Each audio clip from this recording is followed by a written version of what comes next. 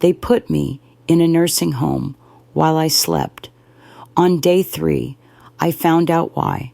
My daughter-in-law called them vitamins. Pink little pills she dropped into my evening tea with a smile that never quite reached her eyes. "For your health, Mom," she'd say. For 6 months, I swallowed them like a fool. Turns out, the only thing those pills were good for was making sure I slept through my own kidnapping. The ceiling had water stains. That was my first thought when I opened my eyes. Brown rings spreading across white tiles like coffee spilled on paper. My ceiling at home was smooth, freshly painted last spring. Victor and I had chosen a warm cream color, and I'd kept it pristine for the 8 years since he passed. This ceiling belonged to someone else. I tried to sit up, but my head felt stuffed with wet cotton. Heavy. Wrong. The room tilted sideways, and I gripped the metal railing of a bed that wasn't mine, fighting a wave of nausea that rolled through my stomach like a ship in a storm. Metal railing. Hospital beds have metal railings. I forced my eyes to focus. White walls. Fluorescent lights humming overhead. A window with blinds drawn tight against what might have been morning or afternoon. I couldn't tell. A nightstand with a plastic pitcher of water. A chair, vinyl, the kind that squeaks when you shift your weight. And the smell, chlorine, boiled cabbage, the unmistakable scent of industrial-strength cleaning products trying to mask something underneath, something organic and unpleasant. I knew that smell. I'd visited enough nursing homes during my years at the law firm to recognize it immediately. My heart began to pound. I looked down at myself. Hospital gown, the kind that ties in the back and leaves you feeling exposed and vulnerable. Thin cotton, rough against my skin. Not my nightgown, not my soft cotton pajamas with the blue flowers that Victor bought me our last Christmas together. Someone had undressed me. Someone had put me in this gown. Someone had put me in this bed, in this room, in this place. I reached for the nightstand, my hand trembling. The drawer stuck when I pulled it. Inside were things that didn't belong to me. A hairbrush with gray hairs that weren't my shade. Reading glasses with thick black frames, nothing like my wire-rimmed bifocals. Denture cream. I have all my own teeth. A woman walked in without knocking. Pink scrubs, white sneakers, hair pulled back in a ponytail. She carried a small paper cup in one hand. "Good morning, sweetie," she said, her voice loud and slow, the way people talk to children or dogs. "Time for your medication." I stared at her. "Where am I?" She smiled, the kind of smile that's meant to reassure, but only makes you more afraid. "You're at Sunny Meadows Care Facility, honey. You're safe now. Your family brought you here." "My family?" "Your son and his wife. Such lovely people. So worried about you." I tried to process this. Derek and Christine brought me here. But I didn't remember agreeing to come here. I didn't remember packing a bag. I didn't remember saying goodbye to my house, my garden, my life. "What day is it?" I asked. "Tuesday, sweetie. You've been resting since Sunday. You were very confused when you arrived." Sunday. Today was Tuesday. I'd lost 2 days. The last thing I remembered was Saturday evening. Christine had come over to help me sort through some old photographs. She'd made tea, chamomile, my favorite. She'd brought those pink pills, the ones she'd been giving me for months. "Vitamins," she'd said, "for bone health." I'd swallowed them with my tea, and then nothing. A black hole where my memory should be. "I need to call my son," I said. The woman's smile stayed fixed, but something flickered in her eyes. "Your son said no phones, honey. Too much stimulation. You need to rest and recover. Recover from what? From your fall, sweetie. You had a bad fall. That's why you're here. I hadn't fallen. I was certain of it. The last time I fell was 3 years ago, stepping off a curb rung outside the grocery store. I remembered that fall vividly. The shock of the ground rushing up. The embarrassment of strangers helping me rise. Saturday night, I had not fallen. I want to see the doctor, I said. Dr. Pembroke makes rounds on Thursday. He'll check in on you then. I want to see my admission paperwork. The woman's smile finally cracked just a little, a hairline fracture in her pleasant facade. I'll let the administrator know you're asking questions, honey. That's a good sign. Shows you're feeling better. She set the paper cup on my nightstand. Inside were 3 pills, 1 white, 2 blue. What are these? I asked. Just your regular medications, sweetie, to help you stay calm. I didn't take any regular medications. At 74 years old, I was proud of the fact that I didn't need a daily pill organizer like so many of my friends. Blood pressure normal, cholesterol fine, no diabetes, no heart problems, no arthritis bad enough to require treatment. I'll take them later, I said, when I feel more awake. The woman hesitated. For a moment, I thought she might argue. Then she nodded. Just make sure you take them before lunch, okay?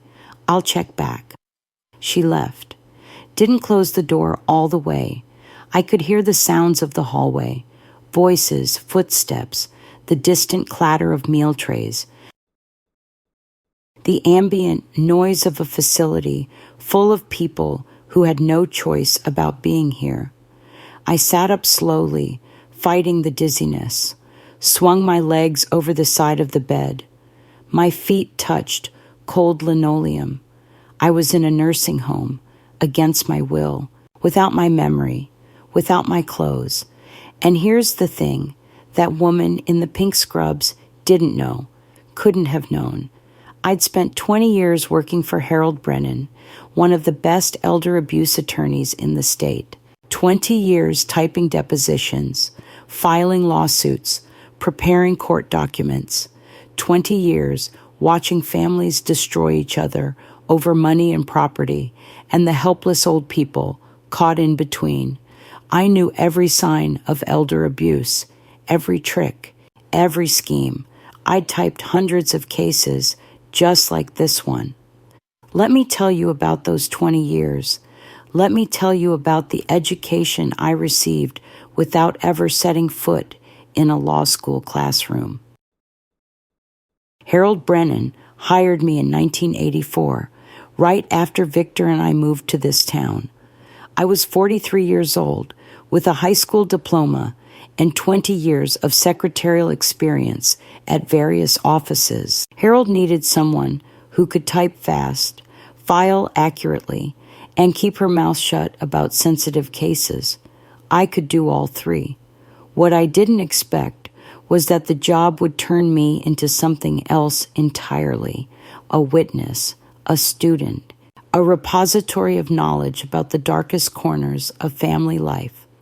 The first case I typed was Miller versus Miller, a 78-year-old woman named Ruth, whose son had convinced her to sign over her house, then moved her into his basement and stopped feeding her properly. When neighbors finally called Adult Protective Services, Ruth weighed 87 pounds and couldn't remember her own birthday. I cried typing that deposition. Harold found me in the break room, mascara running down my face. First one's always the hardest, he said, but you need to know what's out there. You need to understand what we're fighting against. I learned, case by case, year by year, I learned. I learned about the sweet-talking nephew who visited his aunt every week for 2 years, bringing flowers and homemade cookies until he'd convinced her to change her will. Then the visit stopped. The aunt died alone. I learned about the caregiver who seemed so devoted, so patient, so kind, until the hidden cameras revealed her slapping her charge when no one was watching. I learned about the children who fought over their parents' assets while those parents were still alive, each sibling convinced they deserved more, each willing to lie, cheat, and steal to get it. I learned the signs, the isolation from friends and family, the sudden changes in financial behavior, the unexplained injuries explained away with stories of falls and accidents, the power of attorney documents signed under pressure, the wills changed at the last minute, the nursing home admissions that happened in the middle of the night. 20 years of typing those stories, 20 years of learning what predators looked like, how they operated, what they wanted. I didn't know yet why this was happening to me, but I knew exactly what it was, and I knew they'd made a terrible mistake. The woman in pink scrubs didn't introduce herself, didn't ask permission to enter my room, didn't show me her name badge. 3 violations of basic patient rights in under 2 minutes. I'd typed those rights into countless court filings. I could recite them from memory, but I said nothing, not yet. First, I needed to understand the full scope of what I was dealing with. I spent the first day pretending to be confused, pretending to accept the pills they brought, then hiding them under my mattress when no one was watching, pretending to believe the smiling staff when they told me I was safe, that my family loved me, that this was all for my own good. The facility was clean enough, I'll give them that. The floors were mopped daily.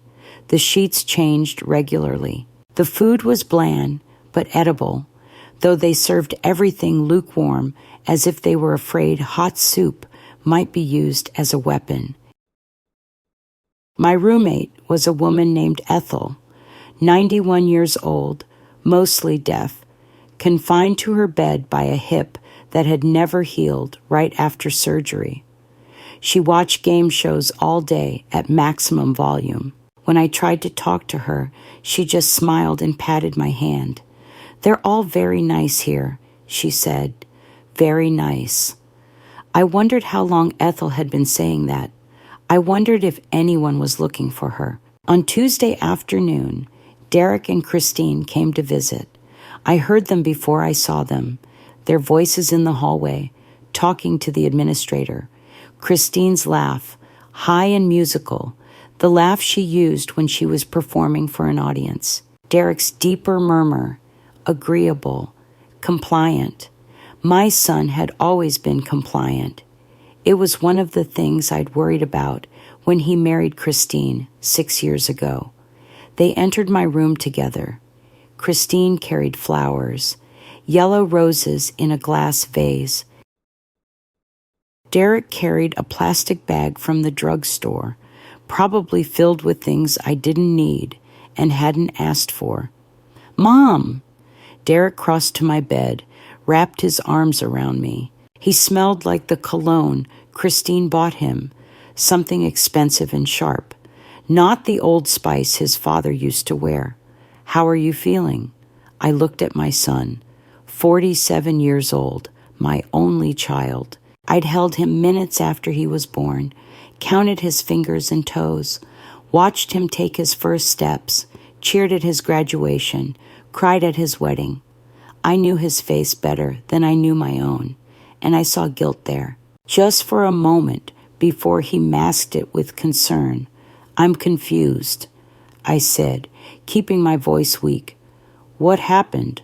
Why am I here?"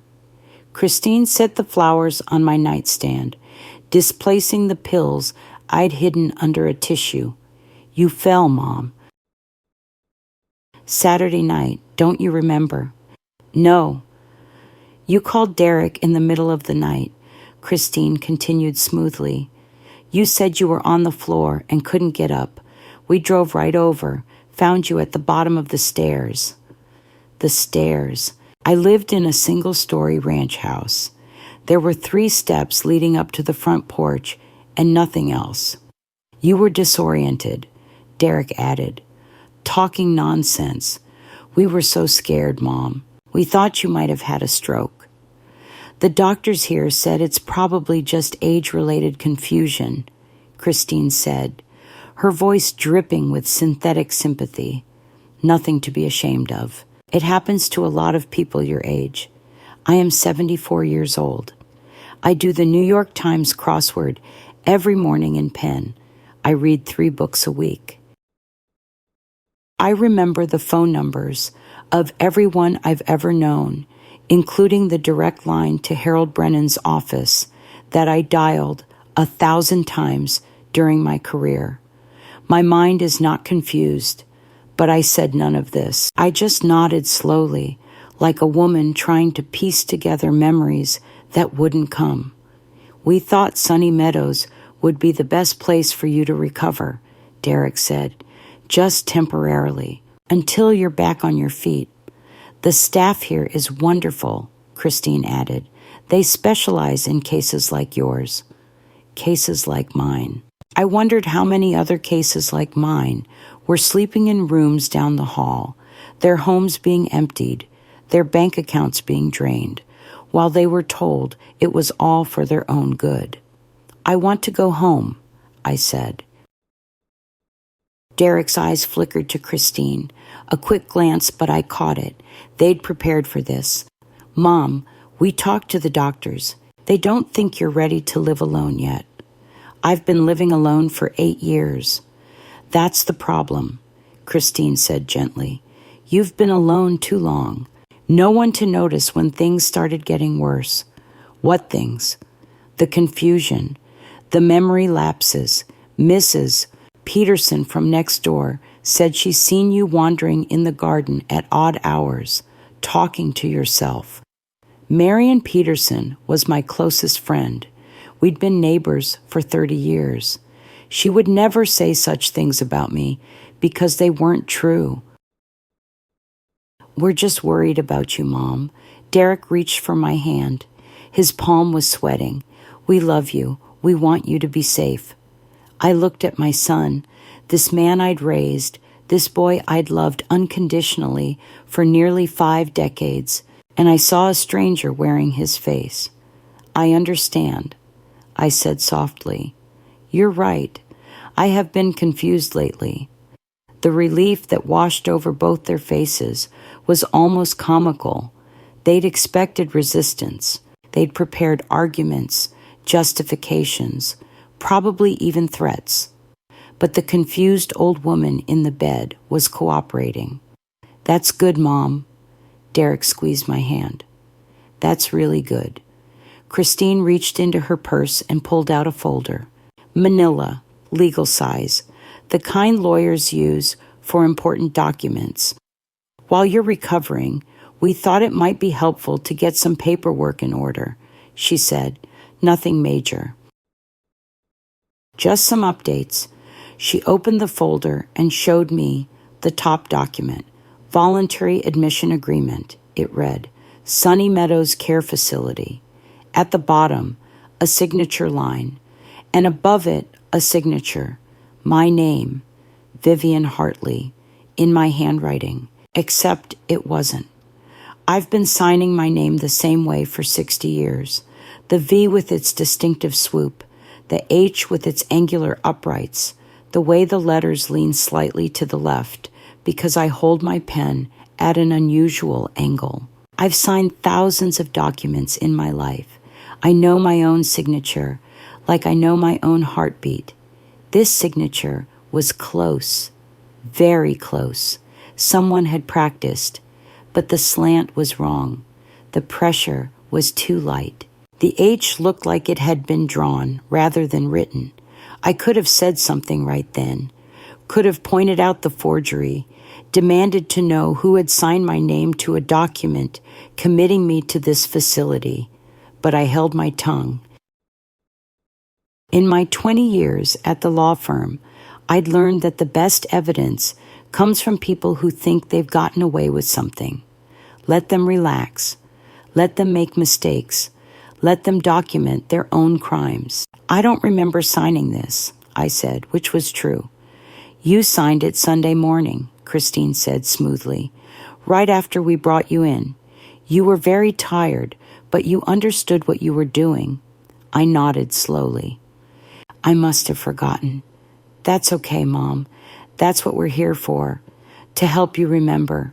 She flipped to the next document in the folder.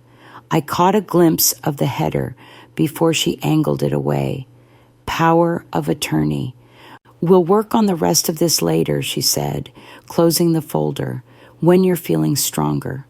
I let my eyes drift closed, playing the part of the exhausted old woman. I'm tired now. Can you come back tomorrow? Of course, Mom. Derek kissed my forehead. Rest well. We love you.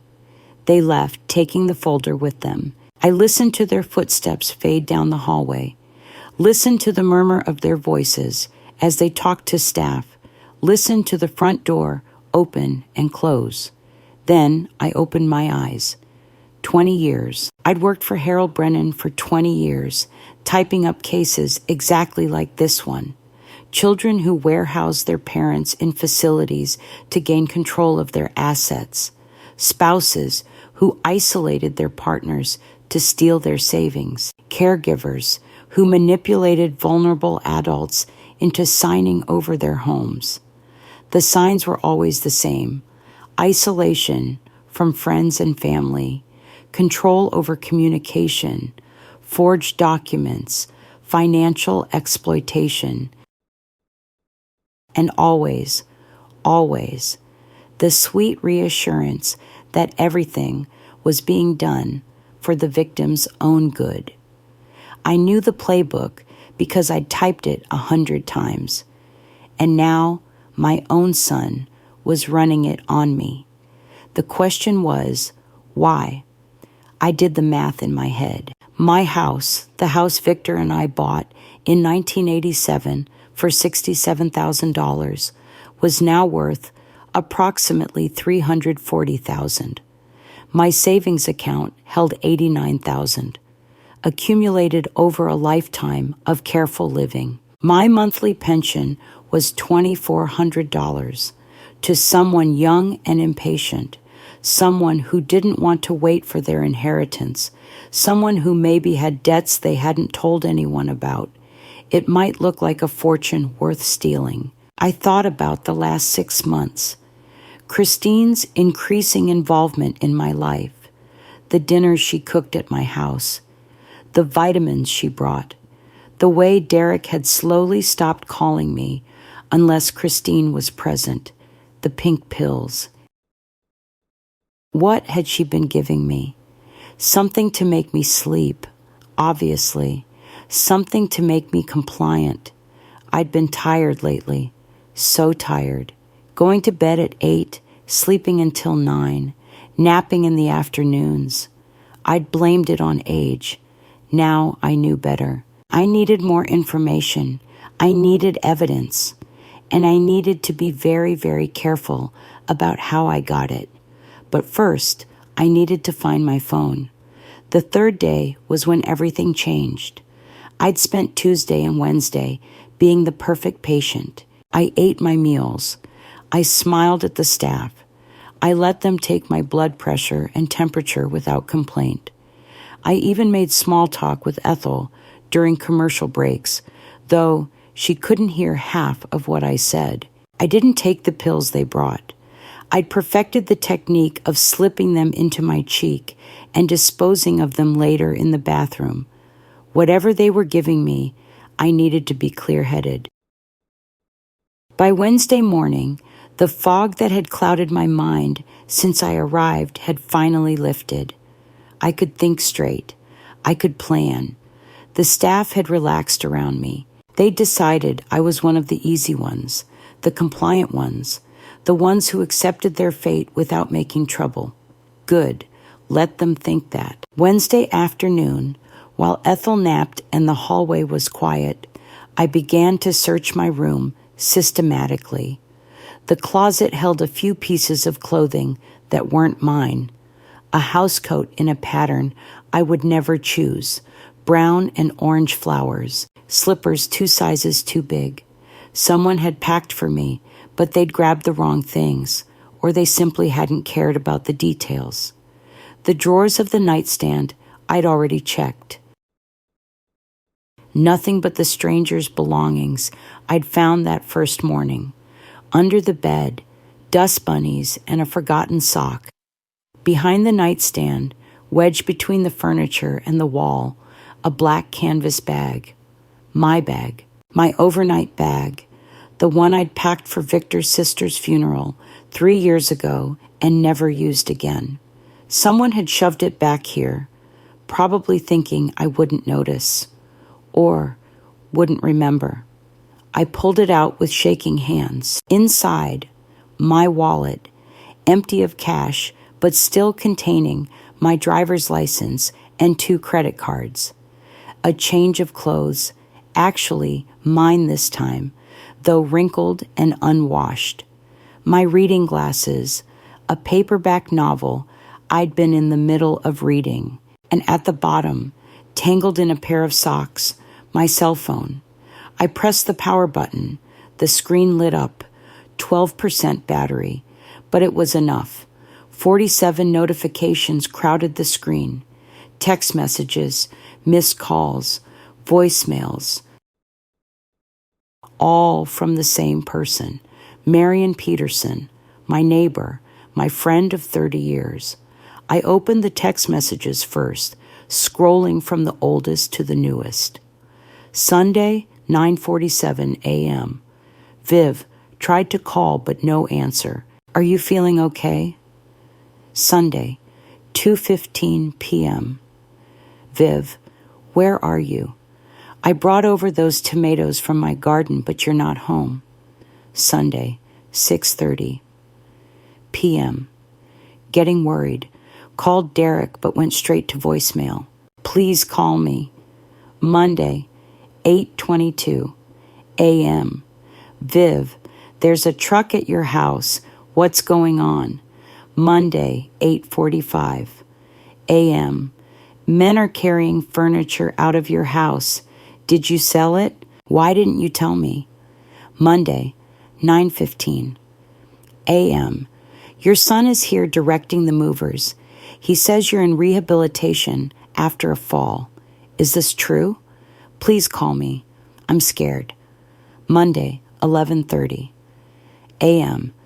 Viv, they've emptied your living room, your dining room. This doesn't feel right. Monday, 3 p.m. A young couple showed up with a moving van. They're moving in. Did you sell your house? Did Derek sell your house? Tuesday, 7:45 a.m. Called the police. They said there's nothing they can do if your son says he has authority. Do you have a lawyer? Tuesday, 4:30 p.m. No one will tell me where you are.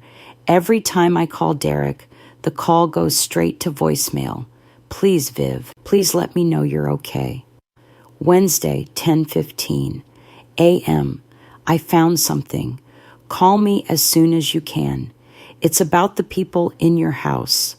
I sat on the edge of my bed, phone clutched in my hands, and felt the floor drop out from under me. They'd emptied my house. They'd rented my house.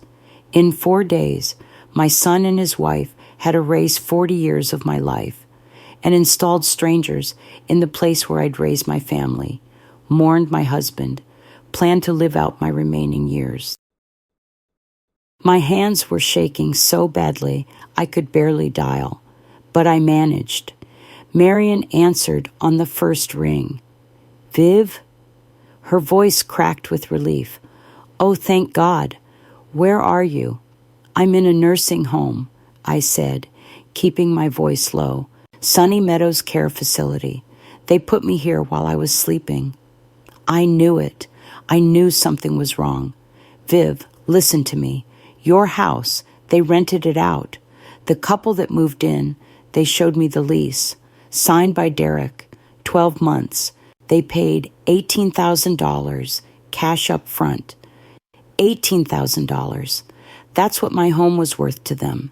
Not the $340,000 in actual value, just the $18,000 they could grab quickly. Who are these people? I asked.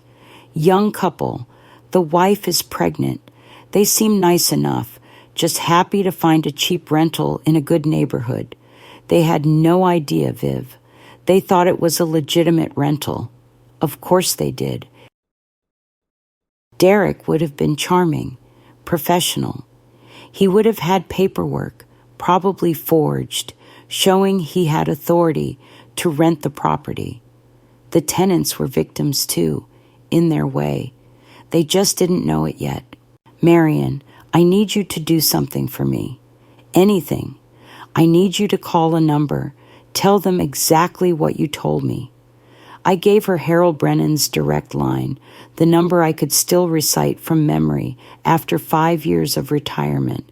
Ask for Harold personally. Tell him Vivian Hartley sent you. Tell him everything. Who is he? He was my boss for 20 years. He's an attorney, the best elder abuse attorney in the state. I heard Marion draw in a sharp breath. Elder abuse. Viv, is that what this is? That's exactly what this is. And Marion. Yes? Thank you for not giving up on me. Her voice broke. You would have done the same. You'd better believe you would have done the same for me. I hung up and sat in the gathering darkness of my room, the phone's battery dropping to 8%, then 7%. They thought I was a helpless old woman, confused, compliant, easy to manipulate. They didn't know that I'd spent 2 decades learning exactly how predators like them operated. They didn't know that I had allies who would come running the moment they heard I needed help. They didn't know that the signature on that admission form, the one supposedly made by my own hand, was the first piece of evidence in what was going to be a very long list. My son had made a bet. He'd bet that his mother was too old, too weak, too alone to fight back. He was about to find out how wrong he was. I need to pause here and ask you something. Have you ever noticed someone giving your elderly relative vitamins or supplements you didn't recognize? Have you ever wondered why Grandma seems so tired lately, so confused? Drop a comment below. I want to hear your stories, because what happened to me happens to thousands of people every year, and most of them never get the chance to tell anyone. Now, let me tell you about the cavalry. Harold Brennan called me that evening, just as my phone's battery hit 3%. I'd plugged it into a charger I'd found in the common room, pretending to watch television while I waited. Vivian, his voice hadn't changed in 5 years, deep, authoritative, the voice of a man who'd spent 40 years arguing in courtrooms. Marion told me everything. Are you safe? I'm in the facility. They think I'm cooperating. Good. Keep it that way. I'm driving down tomorrow morning. I'll have 2 witnesses with me and a forensic document examiner on standby. We're going to need that admission form. They forged my signature, Harold. I'm certain of it. If they did, Dr. Raymond Wells will prove it. He's the best in the business. I've used him in a dozen cases.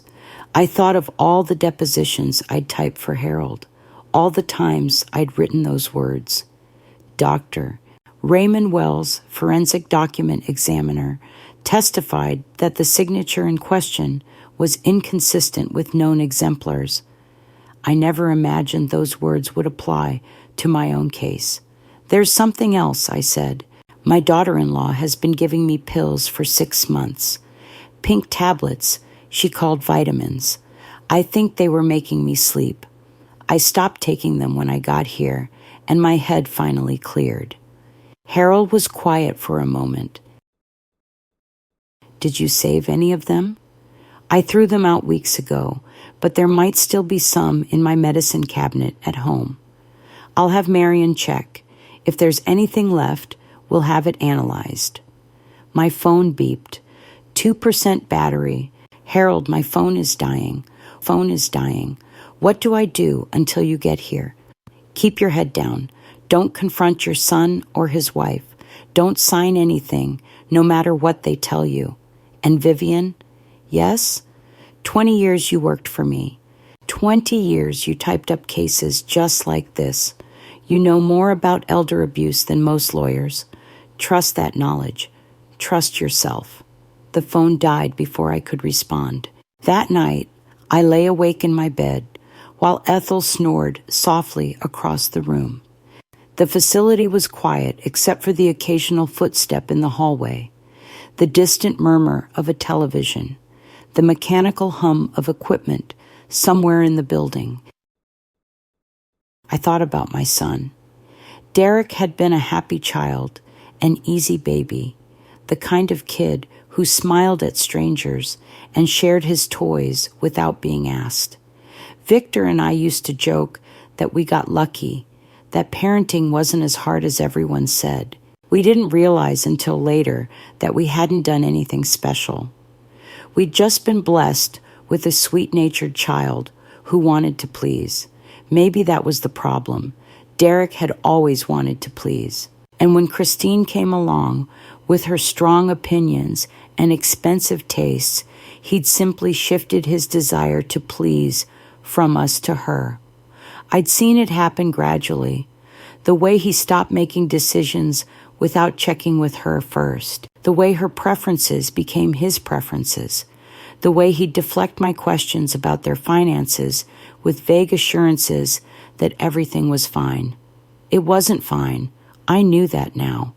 Christine hadn't married Derek for love. She'd married him for access. Access to a mother-in-law with a paid-off house and comfortable savings. Access to an inheritance she didn't want to wait for. And Derek had let it happen. Whether from weakness or willful blindness, he'd let his wife turn him into a weapon against his own mother. I wondered if he felt guilty. I wondered if he lay awake at night, trying to justify what he'd done. Or if Christine had convinced him so thoroughly that this was right, this was necessary, this was for my own good, that he'd stopped feeling anything at all. It didn't matter. Guilt wouldn't undo what they'd done. Only consequences could do that. And consequences were coming. Harold arrived at 11 the next morning. I was in the common room pretending to watch a cooking show when the front desk attendant came to get me. Mrs. Hartley? You have visitors. I walked to the lobby on legs that felt steadier than they had in months. 3 people waited for me.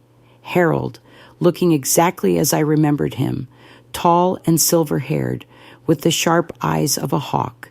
His assistant, a young woman named Jennifer, I'd met a few times before my retirement, and a man I didn't recognize, carrying a leather briefcase. Vivian. Harold took my hands in his, looked me over with the careful assessment of someone who's seen too many abuse cases. How are you holding up? Better now that you're here. He introduced the third person. This is Marcus Chen. He's a journalist with the local news. He does investigative reporting. You might remember him. I did remember. 15 years ago, Marcus had done a series on elder abuse in nursing facilities. I'd given him contact information for several of Harold's former clients who were willing to share their stories. The series had won awards. It had also prompted legislative changes. Mrs. Hartley. Marcus shook my hand. His grip was firm. His eyes were serious. I remember you. You helped me with that story. I always wondered if I'd get the chance to return the favor. Consider this your chance, I said. Harold looked around the lobby, taking in the faded furniture, the artificial flowers in their dusty vases, the reception desk, where a bored employee was scrolling through her phone. I've seen better facilities, he said quietly, and I've certainly seen worse, but the quality of the place doesn't matter if you're being held here against your will. He reached into his briefcase and pulled out a small recording device. Do you mind if I document our conversations today? Everything we find. Please do. Marcus pulled out his phone. I'll be taking notes as well. Nothing will be published without your explicit permission, Mrs. Hartley. But if this story goes where I think it's going, we'll want documentation from the very beginning. Harold nodded toward the administrator's office. First things first, we need to see your admission paperwork, and we need to document this facility's compliance with patient rights laws. Before we do that, I said, there's something you should know about the pills. I told them everything about Christine's 6 months of vitamins, about the exhaustion that had crept up on me so gradually I'd blamed it on age, about the fog that had lifted since I stopped taking whatever they'd been giving me.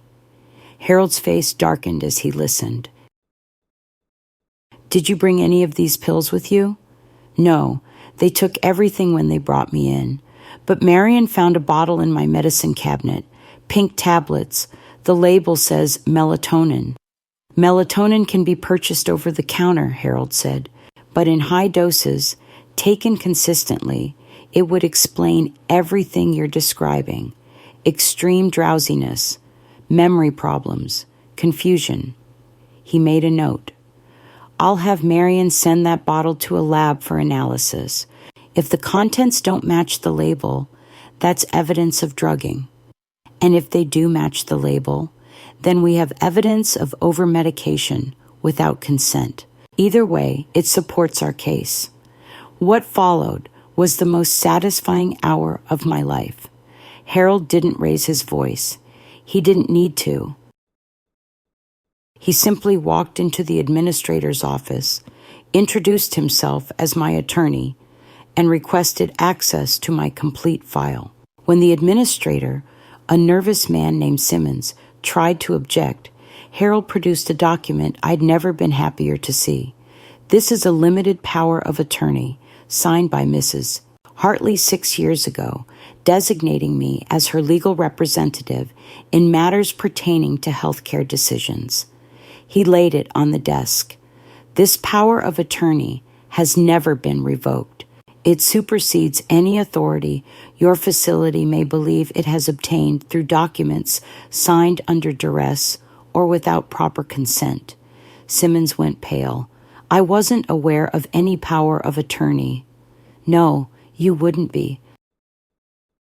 Because the people who brought Mrs. Hartley here didn't want you to know. Now, the file, please. 10 minutes later, I was looking at my own admission paperwork. Harold had his reading glasses on. Jennifer was taking notes. Marcus was photographing everything with his phone. There. I pointed to the signature on the admission form. That's not my handwriting. Harold studied it. I can see the differences. The slant is wrong. The pressure is inconsistent. He turned to Simmons, who witnessed this signature. Simmons checked the form.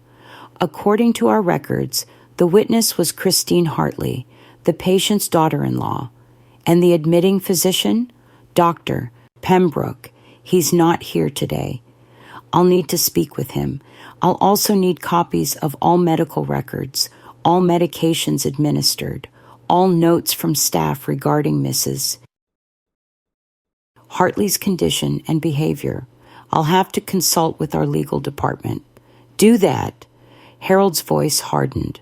And while you're consulting, you might want to mention that holding a patient against her will on the basis of forged documents constitutes unlawful imprisonment.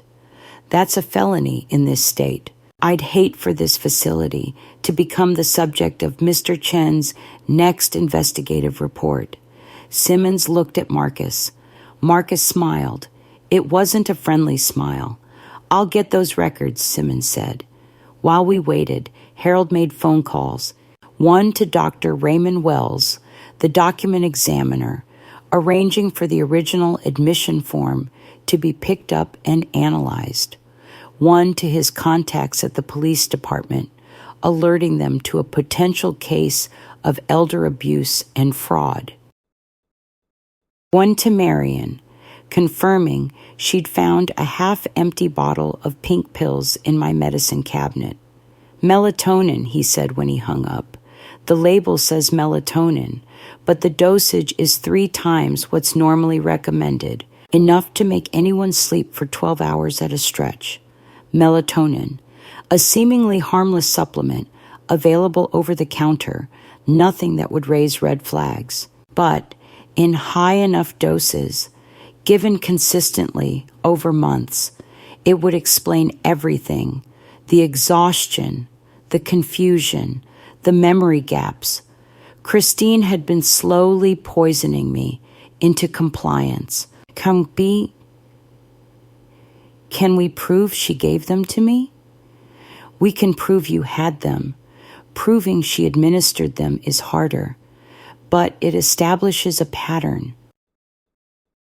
Combined with the forged signature and the rental of your home, we have enough to get the police interested. The administrator returned with a stack of files. Harold went through them page by page, making copies of everything relevant. Jennifer documented every item. Marcus took more photographs. By 2:00, we had everything we needed. Harold spread the documents across the conference room table, organizing them into categories: medical records, admission paperwork, medication logs, staff notes. Look at this, he said, pointing to a section in the medical records. The admitting physician, Dr. Pembroke, notes that you presented with confusion and disorientation consistent with early-stage dementia. He recommends ongoing observation and cognitive assessment. I don't have dementia. No, you don't, but someone told him you did. Someone gave him a history that wasn't accurate. Harold flipped to another page. According to these notes, your son informed staff that you had been showing signs of decline for several months, that you had difficulty remembering recent events, and episodes of wandering at night. None of that is true. I know, but it's in your official medical record now. If this had gone to court, if Derek and Christine had filed for conservatorship, this would have been their evidence: a doctor's assessment, staff observations, a narrative of decline that justified taking control of your entire life. I looked at the papers, so neat, so official, so completely fabricated. They planned this carefully, I said. Yes, they did. This wasn't impulsive. This was a coordinated scheme that probably took months to set up. Harold picked up another document, the rental agreement for your house, signed by Derek, dated the day after you were admitted here. He didn't even wait 24 hours before putting your home on the market. Marcus was photographing everything, his phone camera clicking steadily. This is systematic, he said. Premeditated. They had the nursing home contact ready. They had the fake medical history prepared. They had tenants lined up to move in. Christine made friends with someone here, Jennifer added, checking her notes. A woman named Sandra Kowalski works in admissions. They'd been communicating for 3 months before Mrs. Hartley was brought in. Harold's eyes narrowed. How did you find that out?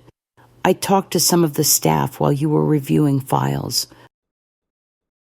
Apparently, Sandra mentioned her new friend Christine several times. Said Christine was worried about her mother-in-law, asked a lot of questions about the admission process, wanted to know how quickly someone could be placed if there was an emergency.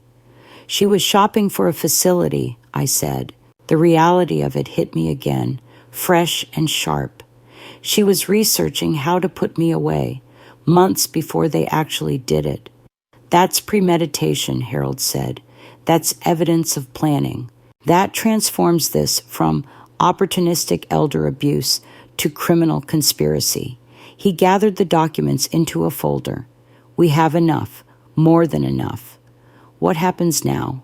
I asked. Harold looked at me with something like pride. Now we go to war. The next few days moved quickly. Dr. Raymond Wells analyzed my signature on the admission form and submitted his findings within 48 hours. His conclusion, expressed in the careful language of expert testimony. The questioned signature displays multiple inconsistencies with known exemplars of the subject's writing. The slant deviation, pressure variations, and letter formation patterns indicate a high probability of forgery. In my professional opinion, this signature was not written by Vivian Hartley. Harold filed an emergency petition with the court. Unlawful detention, elder abuse, fraud, forgery, financial exploitation. The document was 12 pages long and included every piece of evidence we'd gathered. The police opened an investigation. They subpoenaed Derek's phone records and found text messages between him and Christine dating back 6 months. The melatonin is working. She's sleeping 12 hours a day. Once she's in the home, we can file for conservatorship. My friend at Sunny Meadows says they'll have her declared incompetent within 3 months. Conspiracy, documented, with dates and names. Marcus Chen's preliminary story aired on Thursday evening. He didn't name me directly, but he described a 74-year-old woman held against her will in a local care facility after her son and daughter-in-law allegedly forged her admission documents. He promised a full investigation would follow. Derek called the facility Friday morning, frantic. I need to see my mother, he told the front desk. I need to see her right now. They transferred the call to Harold, who had set up temporary office in a conference room. Mr. Hartley, this is Harold Brennan. I represent your mother in this matter. I could hear Derek's voice through the phone, high and panicked. What the hell is going on? There was a news story last night. People are calling me. My boss saw it. My neighbors are looking at me like I'm some kind of criminal. I'm sure this is very stressful for you, Harold said calmly. Perhaps we should discuss it in person. I'd be happy to meet with you and your attorney at your earliest convenience. I don't need an attorney. I didn't do anything wrong. This is all a misunderstanding. Mr. Hartley, I strongly advise you to secure legal representation before we speak further. The charges against you are serious. Charges? What charges? I'm her son. I was trying to help her. Forgery, fraud, elder abuse, unlawful imprisonment. Harold's voice remained level, professional. The same voice I'd heard him use in courtrooms 100 times. Your mother's signature on the admission documents has been analyzed by a forensic examiner and determined to be counterfeit. We have also obtained evidence of a 6-month pattern of administering sedatives to your mother without her knowledge or consent. That's insane. Christine handles the medications. She said they were vitamins, regular supplements. I never even looked at them. Then perhaps you should be questioning your wife's actions, Mr. Hartley, rather than defending them. Silence on the other end of the line. I could imagine Derek's face, the color draining, the realization hitting, the careful construction of denial beginning to crack. I want to see my mother, he said finally. His voice was smaller now, younger somehow, the voice of the little boy who used to come to me when he was scared. Your mother doesn't wish to see you at this time. Any communication should go through my office. I heard something then that I hadn't expected. A sound like a sob, a catching breath, the first sign that somewhere beneath the complicity and the willful blindness, my son might still exist. "Mom," Derek said. "Mom, please. I can explain. Christine said she told me it was for your own good. She said you were getting worse, that you couldn't take care of yourself. I believed her. I trusted her." I looked at Harold. He raised an eyebrow, asking silently if I wanted to take the call. I held out my hand for the phone. "Derek." "Mom." Relief flooded his voice. "Mom, thank God. Listen to me. I didn't know what was really happening. Christine handled everything. She said you agreed to the nursing home. She said you signed the papers. She said you wanted to simplify your life. I didn't sign anything, Derek. I was drugged and unconscious when you brought me here. I didn't know. I swear to God, I didn't know about the pills. She told me they were vitamins, calcium, and vitamin D for your bones. I never questioned it. Why would I question it? Because questioning things is what adults do, Derek.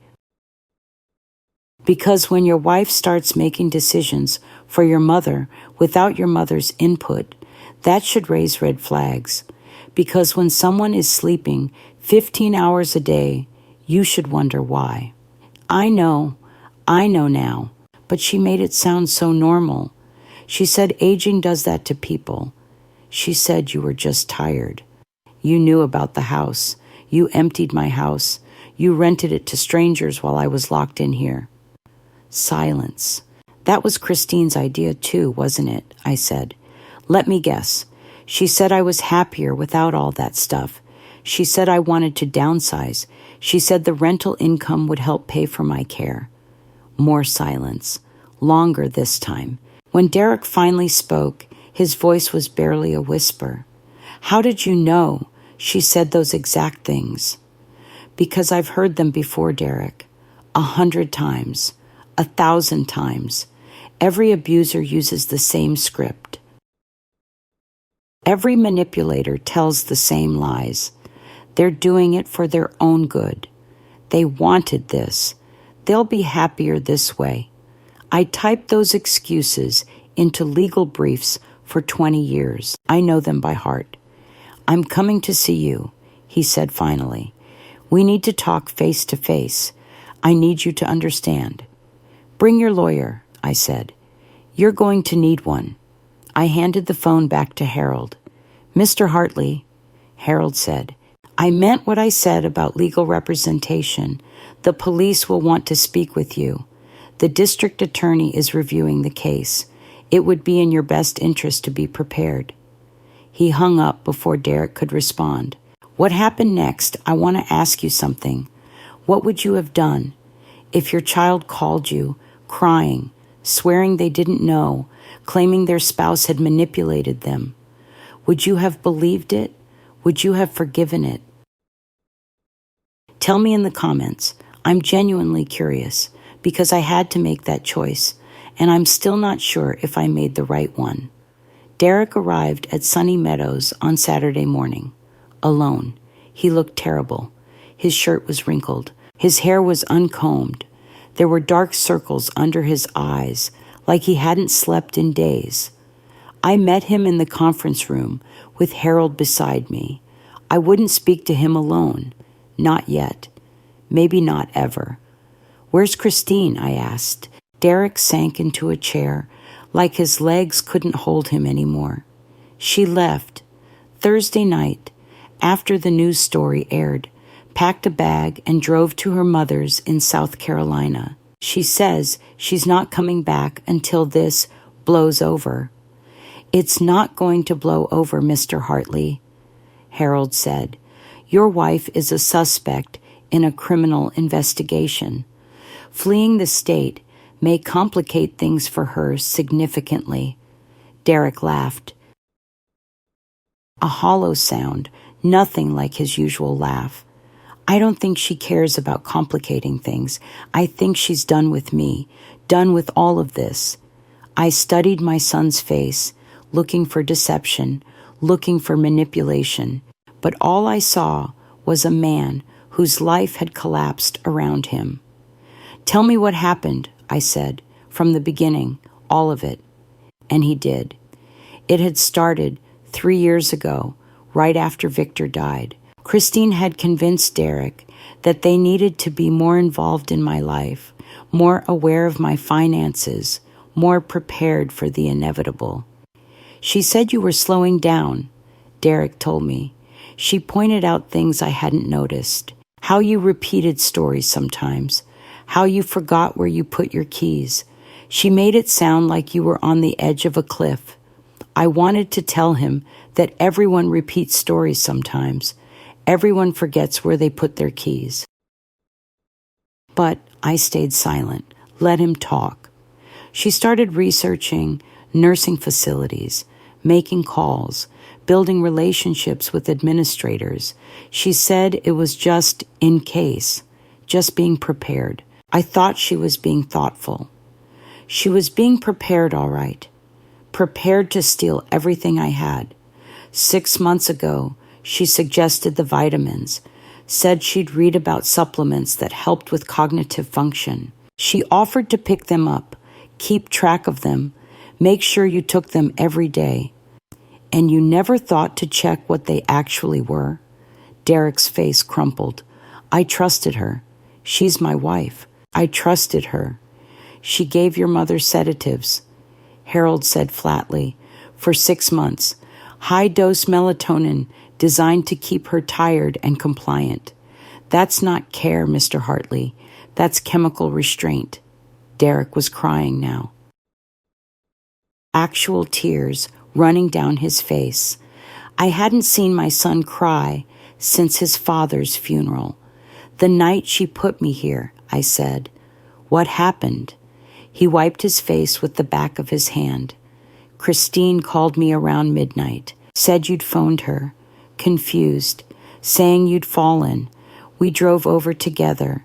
You were asleep on the couch, not the floor.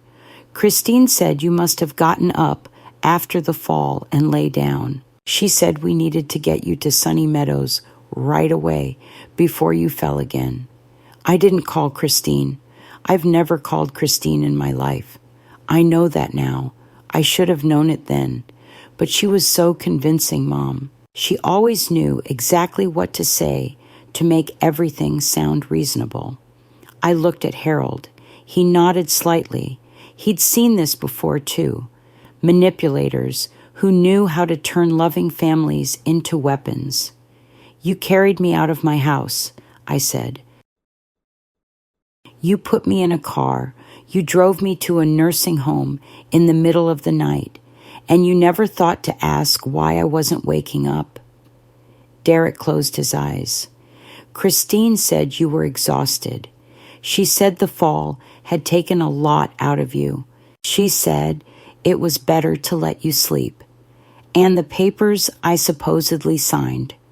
Christine handled all of that.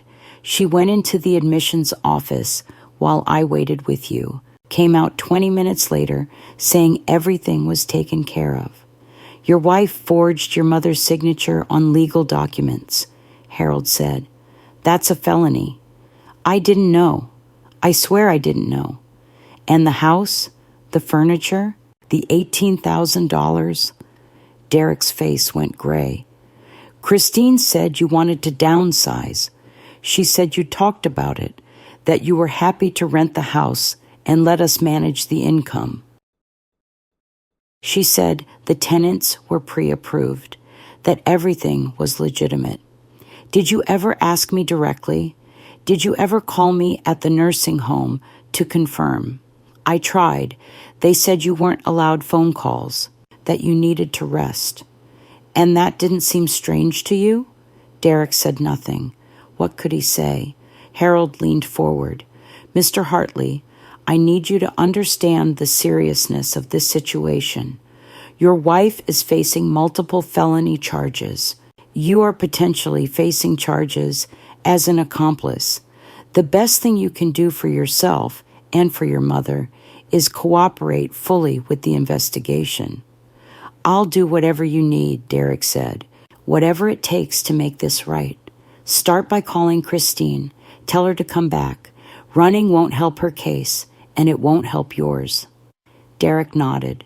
He reached for his phone with shaking hands. I watched him dial. Watched him wait while the phone rang. Watched his face change when she answered. Christine, it's me. You need to come back. I know, but... No, listen to me. Christine, please. He lowered the phone, looked at me with something like despair. She hung up. Then we proceed without her, Harold said. The police will find her eventually. Running from consequences only makes them worse. I thought about Christine in her mother's house in South Carolina, probably already planning her next move, probably already looking for another target, another family to exploit, another life to destroy. She wouldn't get away with it, not this time. But looking at my son, broken and lost in a conference room at Sunny Meadows, I wasn't sure if justice would feel like victory. The arrest happened on Monday morning. I was back at Marion's house by then, sleeping in her guest room while the legal situation with my own home got sorted out. Harold had obtained an emergency order compelling the tenants to vacate within 60 days. They weren't happy about it, but they were also innocent victims. I told Harold to make sure they got their $18,000 back. They deserved that much. 2 police officers came to Sunny Meadows at 9 a.m. They weren't there for me this time. They were there to question staff members who had participated in my detention, to collect evidence, to build their case.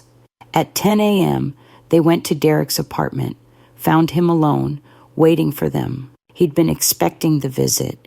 He'd been rehearsing what he would say. What he said was, "My wife planned everything. I didn't know what was really happening until it was too late. I'm willing to testify against her." The officers arrested him anyway. Accessory to elder abuse, accessory to fraud. He was booked, fingerprinted, photographed.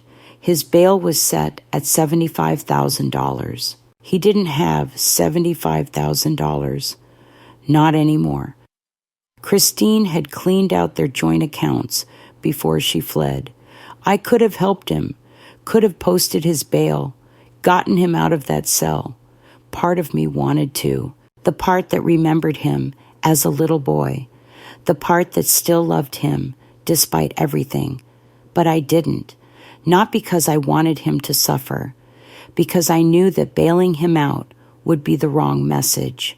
Would tell him that there were no real consequences for what he'd done. Would give him permission to believe that he was only a victim in all this. He wasn't only a victim. He was also a perpetrator.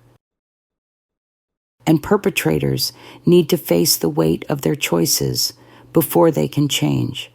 Christine was harder to find. She'd left her mother's house 3 days after Derek's arrest, headed south, according to credit card records. Police tracked her to a motel in Jacksonville, then a hotel in Orlando, then a rental car headed toward the Keys. They caught her in Key West, trying to board a boat to the Bahamas. She had $42,000 in cash in her suitcase, money she'd withdrawn from accounts in both her name and Derek's before the police froze everything. Her bail was set at $100,000. Her mother posted it. Christine walked out of the county jail with an ankle monitor and a court date. She tried to call me once, left a voicemail that Harold played for me later. "Vivian, I know you think you understand what happened, but you don't. You don't know the whole story. Derek and I were struggling. We had debts you don't know about. We were going to lose everything. All I wanted was to help us get back on our feet. I never meant to hurt you. You have to believe me. Please, call me back.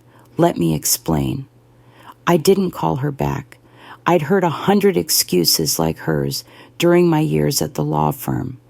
Every abuser had a reason. Every predator had a justification. They were struggling. They were desperate. They never meant any harm.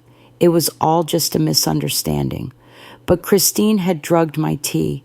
Christine had forged my signature. Christine had stolen my house and locked me in a nursing home and planned to leave me there for the rest of my life. There was no explanation that could make that right. The trial was scheduled for September. Harold said it would likely be a plea deal. Christine would admit to forgery and fraud in exchange for a reduced sentence. Derek would testify against her and receive probation instead of prison time. Justice of a sort. Not the kind you see in movies where the villain gets dragged off in chains and everyone cheers. The kind that happens in real life where the best you can hope for is that the people who hurt you face some consequences, any consequences, for what they've done. I moved back into my house in July. The tenants had been gracious about leaving. The young wife, 8 months pregnant by then, had cried when she learned the truth. Her husband had apologized a dozen times, as if any of it were their fault. I helped them find a new place, paid the security deposit out of my own savings. It was the right thing to do. They'd been manipulated just like me, just in a different way. My furniture was mostly gone. Derek had sold some of it, stored some of it, thrown some of it away. I didn't ask for details. I didn't want to know. But Marion had saved a few things. The rocking chair Victor built when we first moved in, the quilt my mother made for our wedding, the photographs from the mantle, family pictures spanning decades, memories that couldn't be replaced. I bought new furniture, simple pieces, nothing fancy, a couch comfortable enough to nap on, a kitchen table big enough for two in case Marion came over for dinner, a bed that didn't remind me of hospital rails and strange ceilings. It wasn't the same house. It couldn't be. Too much had happened within these walls for it ever to feel exactly like home again. But it was mine. That was what mattered. It was mine, and no one could take it from me now. I took precautions this time. Harold helped me set up a system, a new power of attorney, naming him as my representative in all legal and medical matters. A trust that would transfer ownership of the house to my granddaughter, Emma, when she turned 25, bypassing Derek entirely. A medical directive specifying that no facility could admit me without the approval of 3 independent physicians. And I changed the locks, all of them, new keys, new deadbolts, new security system. Derek still had a key to my old lock somewhere. He wouldn't be using it. Speaking of Derek, he called me a week after I moved back in, the first direct contact we'd had since our conversation at Sunny Meadows. "Mom," he said, "I know you probably don't want to talk to me. You're right about that. But I need to say something, even if you don't want to hear it." I waited. "I'm sorry," he said. "I'm sorry I let this happen. I'm sorry I didn't see what Christine was doing. I'm sorry I believed her instead of believing you. I'm sorry I carried you out of your house and put you in that place and never once questioned whether it was right." I still didn't speak. I know sorry isn't enough. I know I can't fix what I broke, but I want you to know that I'm going to therapy. I'm trying to understand how I let myself become someone who could do these things to his own mother. I thought about all the years I'd spent raising him, the sacrifices I'd made, the love I'd given, the hopes I'd held for the man he would become.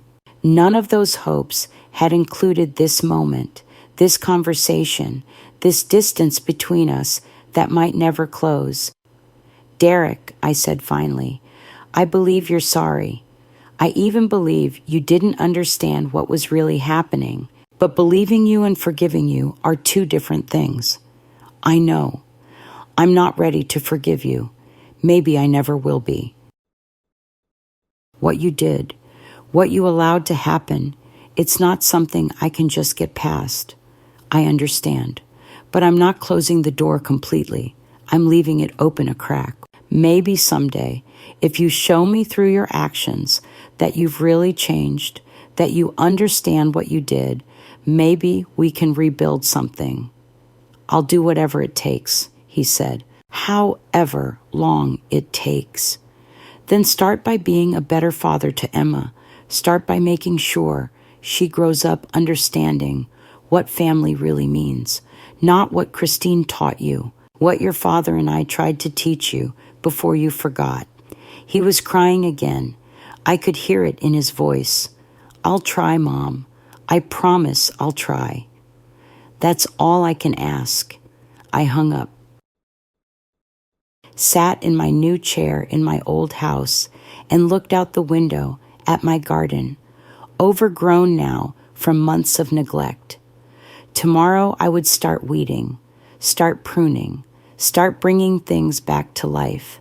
But tonight I just sat with the silence and let myself feel whatever I was feeling.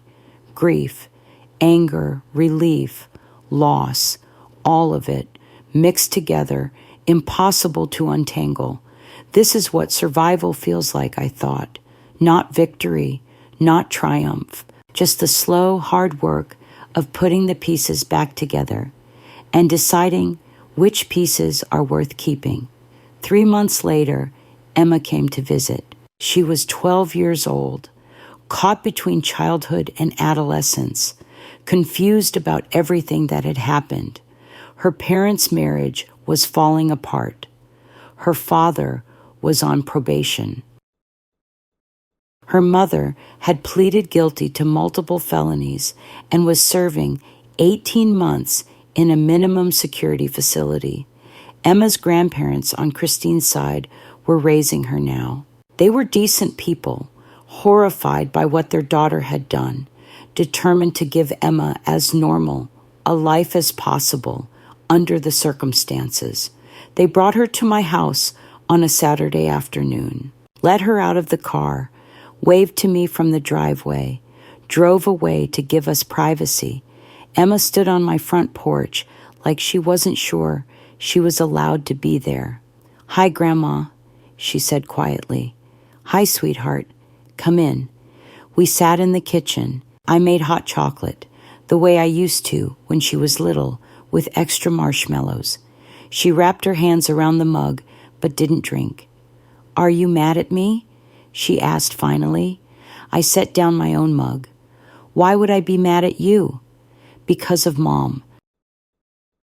Because of what she did." "Emma, look at me." She looked up. Her eyes were Victor's eyes, brown and warm, the same eyes Derek had inherited. "What your mother did is not your fault. Not one single bit of it. You didn't know what was happening. You couldn't have stopped it. And nothing that happened changes how much I love you." She started to cry then, big gulping sobs that shook her whole body. I moved around the table and held her, the way I'd held Derek when he was small, the way I'd held Victor when he was dying. "I thought you hated us," she choked out. "I thought you'd never want to see me again." "Never," I said. "That will never happen. You are my granddaughter. You are part of this family. And family, real family, doesn't throw people away for things they didn't do." We stayed like that for a long time, until her crying stopped. Until she could drink her hot chocolate, until she could look at me without fear. Then I showed her the documents Harold had helped me prepare. the trust that would give her my house when she turned 25, the savings account I'd opened in her name for college, the letter I'd written explaining everything, to be given to her when she was old enough to understand. I don't want you to worry about me, I told her. I'm protected now, and I want you to be protected too, no matter what happens with your parents, no matter how the courts decide things, you will always have a place in my life. Emma looked at the papers, at the numbers, the legal language, the careful provisions for her future. Grandma, she said, why did Mom do it? I thought about how to answer. There were many things I could say, that her mother was greedy, that her mother was desperate, that her mother saw an opportunity and took it without thinking about the people she would hurt. But Emma didn't need those answers. Not yet. Maybe not ever. Your mother made very bad choices, I said. She thought she was doing what was best for your family, but she was wrong.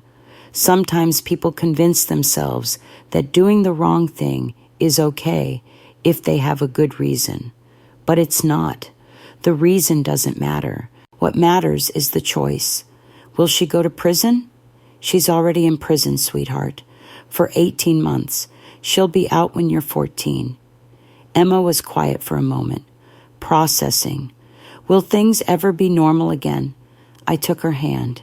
I don't know. Maybe not the same kind of normal you had before, but we'll figure out a new normal. Together, one step at a time. She nodded slowly. Then she picked up her hot chocolate and finally took a sip.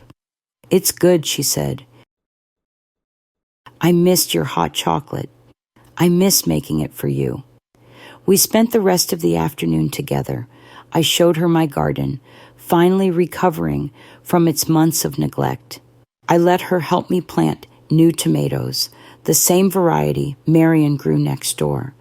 I told her stories about her grandfather, about the house, about the family she came from. When her grandparents came to pick her up, she hugged me tight. Can I come back next weekend? Anytime you want, I said. The door is always open.